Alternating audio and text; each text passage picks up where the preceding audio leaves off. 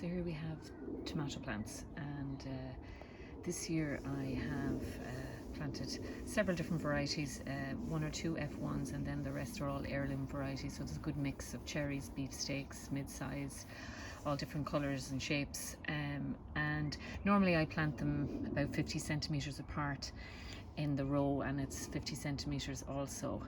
This is quite a wide bed, so I actually managed to put in 3 rows of tomatoes. So you can see here the orange string. Now I'm going to actually tie it up this week, but I left it untied for the last couple of weeks, just in case there was a frost, so that would enable me to fleece the area. But I'm hoping that the frost has passed, so what I'll do then is I'll untangle this, and then I'll tie it to the overhead bars. I was just going through this morning and I was side shooting, so again, important just to take the little bud in between the main stem and the lateral. So those guys are just pulled out there, and I noticed some aphids on just one plant. There was some aphids, so you can see, well, you probably can't see in the video, but I just noticed some white flecks. It almost looks like dandruff, and then if you flick over the backs of the leaves, I saw some aphids, so I just gave them a spray. I had some soft soap, which is basically it's kind of made from fatty acids, and that should deter them. I would be reluctant to use pyrethrum this early in the season because the pyrethrum is non-selective. It is permitted, but it can damage some beneficials. But if I'll just keep an eye on them, and if the infestation got out of hand, then that's what I would use. But for the moment I have some fatty acids, and then I'll also make a garlic spray. Once the new garlic is ready, I'll make some of that. So that's just the tomatoes, and you can see here I have drip irrigation, drip tape. So again, I probably put it on twice a week right now, and the tomatoes are coming along nicely there. You can see the bed. And then next door to that I have early carrots.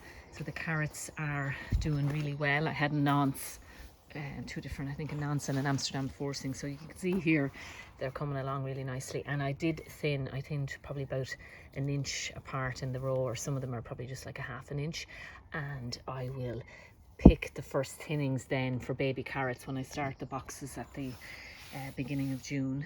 And I just use the Bionet in the tunnel as well, just at this time of the year, because the carrot root fly is out, and because I'm coming in and out of the tunnels, it's not always, I don't always have the I have like a metal strip at the thing that I can just move in and out, but it's about 2.5 feet, but because it's open, sometimes I know that the fly can probably get in. And then finally on this side I have the early spuds. They've got quite long and lanky just because it's so warm in here, and I'll probably wait another week, well, not a week, I'll probably wait until the end of May, beginning of June, just to try them.